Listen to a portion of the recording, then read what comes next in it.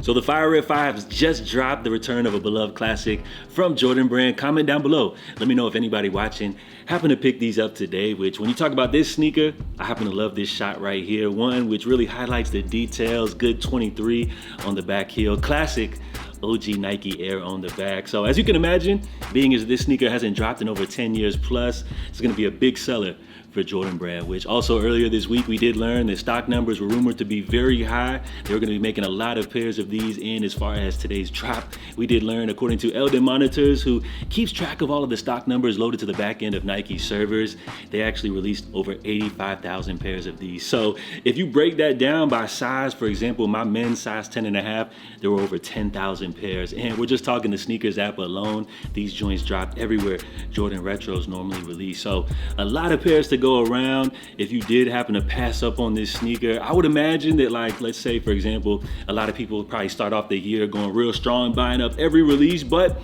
as the year continues on, people start to get a lot more selective with which pairs they pick up. Plus, you got the holidays right around the corner. So when you talk about Jordan Retros, if you, let's say, passed up on this shoe, or even if you did buy these, let's go ahead and talk about where these stack up when compared to OG Jordan Retros, which have dropped this year. And I know collabs have been hot sellers, bringing in all the hype, but we're talking about pure OG Jordan Retro releases, the pairs that Mike actually rocked back in the day, or sneakers that dropped alongside the initial run of that given retro release. So we're gonna go ahead and jump into these in order of release, starting off with the Black Metallic 5 Jordan Reimagined, which this one dropped top of the year. And when you talk about reimagined Jordan releases, it can either go left or right, you know what I'm saying? These details, which they switch up, some people can either love them or hate them. So as far as the differences with these Black Metallic 5s, the details, the differences were slight, you know, compared to past releases, but the big highlight, of course, would be the standard pair of white laces which these came with, which kind of added some flair, you know, made the color, the black pop a little bit more. And if you're not a fan of that change up, of course, they come with the black laces as a backup. So that was definitely a hot seller to kick off the year. Of course, you had the Jordan 185 Bread, which the big storyline with this classic, of course, limited to just select neighborhood locations across the country, which means no online release. These were definitely difficult for people to get their hands on, which kind of bring back the chase, you know, as far as Jordan releases. We also saw the Jordan 1 Black Toe Reimagined, which I just spoke on reimagined pairs. As far as the detail change on this one, switching up the little Jordan font on this one seemed to be a detail which turned off a lot of people as far as this drop right here, but still a classic. And I'm not mad at these right here. Now, you also had the Flu Game 12s, which dropped. As far as this one right here, these were limited, plus they pretty much just kept these as classic as you can go. Nothing bad to say about this one, definitely a hot release, but it kind of felt like this one just came and went, right? We also had the Cool Gray 9s, which when you talk about OG releases, while these didn't drop alongside the initial run of the Jordan 9, this was a sneaker which MJ did actually rock during his time with the Wizards. So that was a cool one to see return.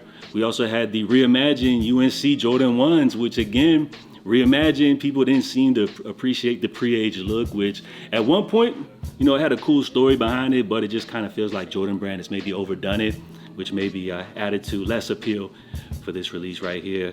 Moving along, we had the Jordan 4 White Cement. Now, when you talk about this shoe right here, top of the year, people were saying this was going to be the sneaker of the year.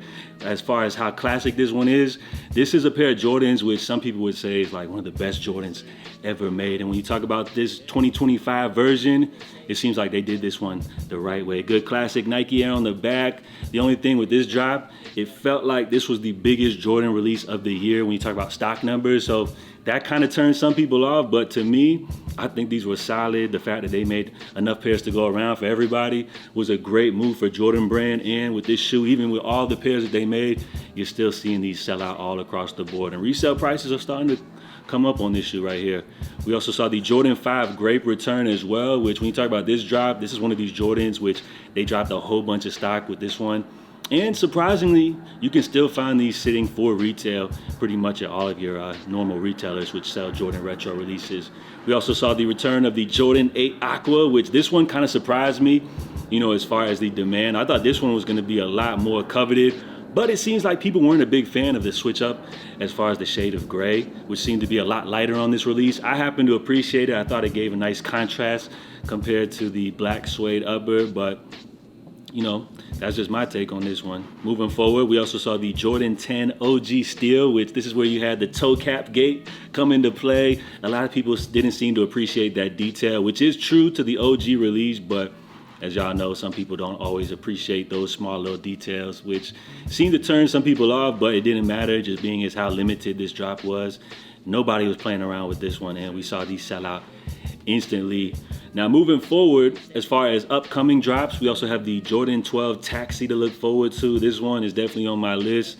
As far as other unreleased pairs, we have the Jordan 10 Shadow, as well as to finish off the year, the Bugs Bunny 8. So when we talk about these fire red 5s, I'm not even gonna lie, these ones are definitely top the list of an incredible year of Jordan retro releases as Jordan Brand celebrates the 40th anniversary. So when you stack these up compared to some of the other OG releases, I'm not even gonna lie, these joints definitely top the list in my opinion. But as far as my favorite, while I know a lot of people, missed out on these Bread 85s, the limited availability, the chase of this sneaker right here, I would have to say my favorite and probably the consensus pair, which when we're talking about OGs, the one that people rock with the most, you know what I'm saying? I might have to go with, it's a tough one, man. I might have to either go with these white cement 4s, which I appreciate the fact that they made enough pairs of these to go around for everybody. But if we're gonna talk about my personal favorite and probably the most in demand, you know what I'm saying? If we're gonna factor in everything all together, we gotta go with these black metallic 5s, right? My personal favorite, the one which most people would probably say their favorite OG. So, incredible year, man. And when you talk about where these joints stack up compared to these black metallic 5s, some people might even go with the fire red 5s, but for me, it's gotta be these black metallics. So comment down below, man. Let me know what was some of your favorite Jordan OG retros of the year. I thought it would be fun to kind of take a look back at all of the different pairs because it's been an incredible run, man. And when you talk about these fire red 5s, I feel like these stack up right amongst the best. So JATV, until next time, stay safe, stay blessed. I appreciate you guys. If you enjoyed the video, smash the like button. Plus, if you've been watching the content and you enjoy, consider subscribing down below. We just hit 6K subscribers and we're currently on the road to 7,000. So come along for the ride. I appreciate you guys. I'll catch y'all next time. I'm out. Love.